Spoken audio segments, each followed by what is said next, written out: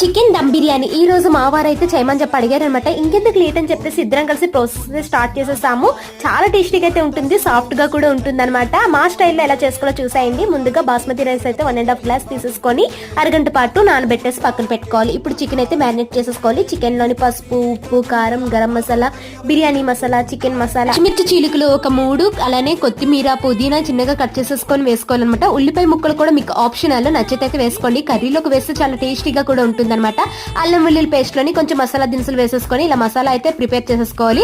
చివరగా కొంచెం నెయ్యి వేసుకొని అలానే పెరుగు వేసుకొని ఒక అరగంట పాటు కలిపి పక్కన పెట్టేసుకోవాలన్నమాట. ఇప్పుడు ప్యాన్ లో ఆయిల్ వేసేసుకొని ముందుగా మ్యారినేట్ చేసుకున్న చికెన్ అంతా వేసేసుకొని ఒక 80% వరకు మంచిగా కుక్ చేసుకోవాలి. సైడ్ అయితే రైస్ బాయిల్ చేసుకోవాలి. అందులోకి మసాలా దినుసులు, ఆయిల్, ఉప్పు, కొత్తిమీర, పుదీనా, ఉల్లిపాయ ముక్కలు, రైస్ వేసేసి బాయిల్ చేసుకోవాలన్నమాట 80% పాటు. తర్వాత అయితే దమ్ పెట్టుకొని ఒక 10 minutes పాటు ఉడికించుకుంటే మంచిగా చికెన్ దమ్ బిర్యానీ అయితే రెడీ అయిపోతుంది. మీకు నచ్చితే ఒక లైక్ చేసేయండి. బాయ్.